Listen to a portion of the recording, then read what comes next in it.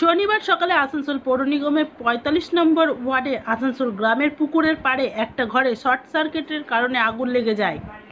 এলাকার কাউন্সিলর উৎপল রায় খবর পেয়ে ঘটনাস্থলে পৌঁছে দমকল বাহিনীকে খবর দিলে দমকল বাহিনী এসে আগুন নিয়ন্ত্রণে আনে।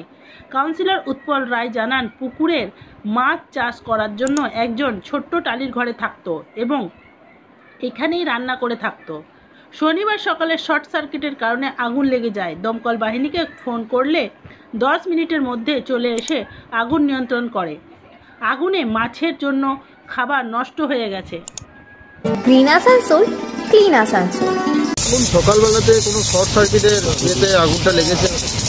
পাড়ার লোক এখানে যে গার্ড থাকে সে জানানোর সঙ্গে সঙ্গে আমাদের ফায়ার ব্রিগেডের যিনি ওসি আছেন ওকে ফোন করলাম। 10 মিনিটের মধ্যেই স্যার খুব অ্যাক্টিভ পাঠিয়ে দিলেন আমাদের ফায়ার ব্রিগেডের লোকরা। আগুন মোটামুটি কন্ট্রোলের মধ্যে চলে এসেছে। এই ঘরে কেউ থাকতো? ঘরে মানে পুকুরটা চাষ করে সেই গার্ড থাকতো। কিছু হ্যাঁ মাছের খাবার ছিল, নষ্ট হয়ে গেছে।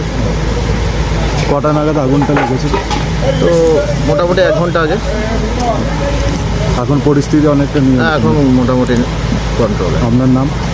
আমার নাম Utpal Roy, ward number 45, councillor.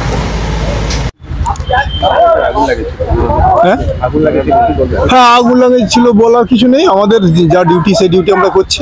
এখানে কাউন্সিলর সাহেব ফোন করেছিলেন, উদয় রায়, আচ্ছা উৎপল রায় ফোন করেছিলেন এখানের 45 নম্বরের 45 নম্বরের কাউন্সিলর সাহেব ফোন করেছিলেন। আমরা দ্রুত আসি, তারপর দেখি এই বাড়িটাতে আগুন জ্বলছে। অর্ধেকটা বাঁচাতে পেরেছি, যাই বাঁচাতে পারাটাই ব্যাপার। আর এই পারিপার্শ্বিক যে জঙ্গল আছে সেই জঙ্গলে আগুন লেগেছে, সেই জঙ্গলটাকেও রক্ষা করলাম।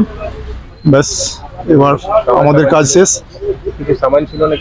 না কিছু ছিল না, এই ছোট একটা গ্যাস ছিল আর কিছু ইউটেন্সিল ছিল, ওই মানে আপনার ওই বাসনপত্র, সসপেন, থালা, মাছের খাবার আছে, হ্যাঁ আর কিছু মাছের খাবার এইসব ছিল আর কি।